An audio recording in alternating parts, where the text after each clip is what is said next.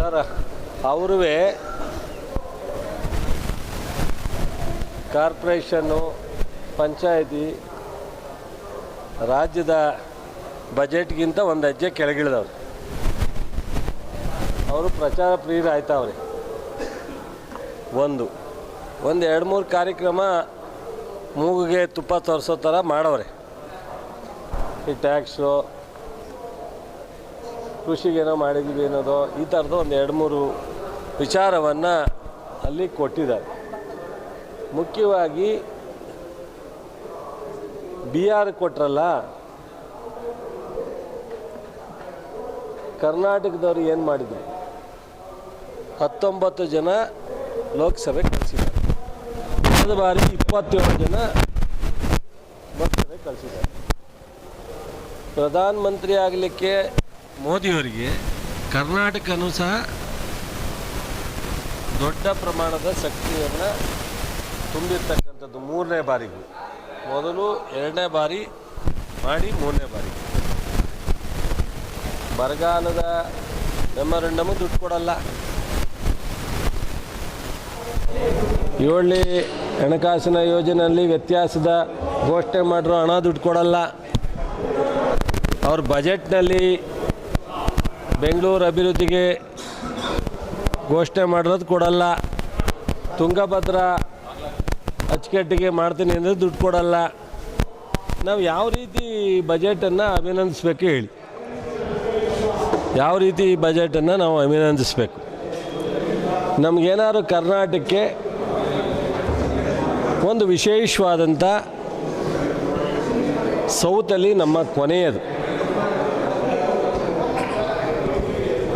ಇವತ್ತು ಬೇರೆ ಬೇರೆ ಕಾರಣಕ್ಕೆ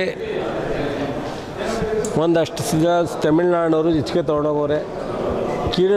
ಕೇರಳದವರು ಬ್ಯಾಲೆನ್ಸ್ ಆಗಿರ್ತಾರೆ, ಅವ್ರಿಗೆ ನಮ್ಮಷ್ಟು ಸಮಸ್ಯೆ ಕಡಿಮೆ ಇರ್ಬೋದು. ಆಂಧ್ರದವರು ಸಹ ತಮಿಳ್ನಾಡು ಥರ ಉಪಯೋಗಿಸ್ಕೊಂಡಿದ್ದಾರೆ. ಕರ್ನಾಟಕದ ಜನ ಏನು ಮಾಡಿದ್ರು? ಇಲ್ಲಿ ಕಾಂಗ್ರೆಸ್ಸು ಆಡಳಿತ ಇದೆ, ಆಯಿತು. ಕಳೆದ ಬಾರಿ BJPನೇ ಇತ್ತು. ಅವಾಗಲಾರು ಮಾಡ್ತಾರೆ ಏನು ಕಳಿತ ನಾವು? ಯಡಿಯೂರಪ್ಪನವರು, ಬೊಮ್ಮಾಯಿಯವರು ಆಡಳಿತ ಮಾಡೋ ಸಂದರ್ಭದಲ್ಲಿ 2 ಕಡೆ ಟೂ ಟೈರ್ ಅಂತಿರು ಅಂತ ಅವಾಗಲೂ ಮಾಡಲಿಲ್ಲ, ಇವಾಗಲೂ ಮಾಡಲ್ಲ. ಟೋಟಲಿ ಆ ಬಜೆಟನ್ನು ಒಳಗಡೆ ಹೋಗಿ ನೋಡಿದ್ರೆ ಆ ಥರದ್ದು ಈ ರಾಷ್ಟ್ರಕ್ಕೆ ಏನು ಅನುಕೂಲ ಆಗುವಂಥ ಒಂದು ಬಜೆಟ್ ಅಲ್ಲ. ಮತ್ತು ಮೇಲ್ನೋಟಕ್ಕೆ ಸ್ವಲ್ಪ ಏನೋ ಮಾಡಿರ್ಬೋದು, ಪ್ರಯತ್ನ ಮಾಡಿರ್ಬೋದು ಅನ್ನೋ ರೀತಿಯಲ್ಲಿ ಕಾಣುತ್ತೆ. ವಿಶೇಷವಾಗಿ ನಮ್ಮ ರಾಜ್ಯಕ್ಕೆ ತುಂಬ ಅನ್ಯಾಯ ಆಗಿದೆ. ನೋಡ್ರಿ, ಕುಮಾರಸ್ವಾಮಿಯವರ ಭರವಸೆ ನಿಮಗೂ ಗೊತ್ತು, ನಮಗೂ ಗೊತ್ತು. ನಿಮಗೂ ಗೊತ್ತು, ನಮಗೂ ಗೊತ್ತು.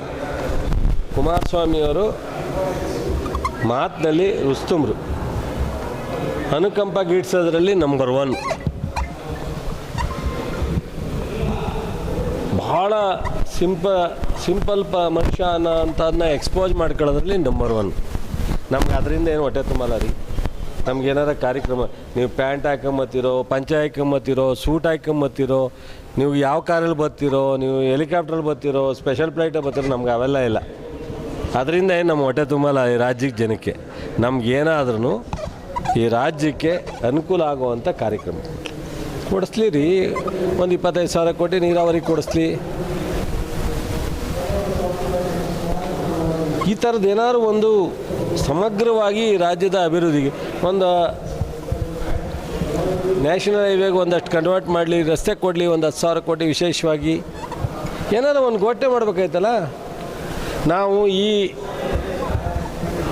ಒಂದು ಬಜೆಟ್ನಲ್ಲಿ ಕರ್ನಾಟಕಕ್ಕೆ ನೀರಾವರಿಗೋಸ್ಕರ ವಿಶೇಷವಾಗಿ ಒಂದು 25,000 ಕೋಟಿ ಕೊಟ್ಟಿದ್ದೀವಿ. ನಾನೇ ಹೇಳ್ತಿದ್ದೆ, ಅಭಿನಂದಿಸಿದ್ದು.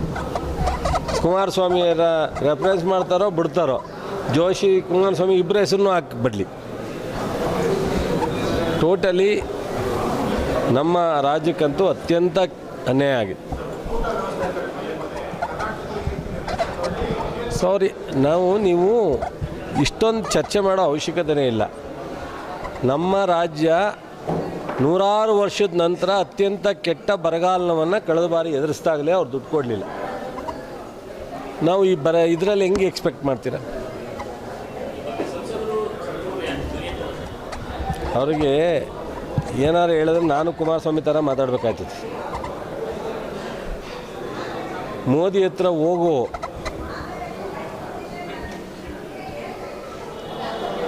ಸಾಧ್ಯನಾ ಅನ್ನೋದನ್ನು ಫಸ್ಟ್ ಅವರು ಯೋಚನೆ ಮಾಡಿ.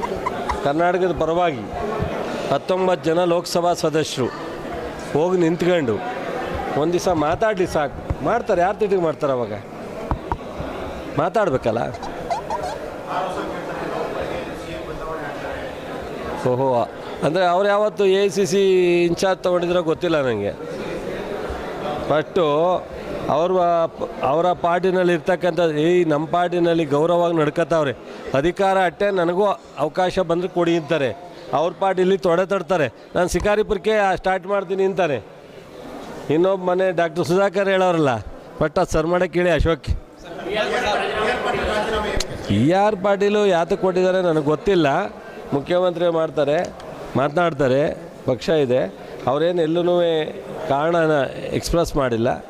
ಸೊ ಅವರಿಗೆ ಇಲ್ಲಿವರೆಗಿದ್ರು ಮುಂದಕ್ಕೆ ಏನಾರ ಬೇರೆ ಥರ ಅವಕಾಶ ಕೊಡಲಿ ಮಾಡಿದಾರ ಅಥವಾ ಏನು ಅಂತೇಳಿ ಮುಖ್ಯಮಂತ್ರಿಯವರು ಅವರು ಭಾಳ ಆತ್ಮೀಯರಿರೋದ್ರಿಂದ ಅವ್ರ ಜೊತೆ ಮಾತನಾಡ್ತಾರೆ.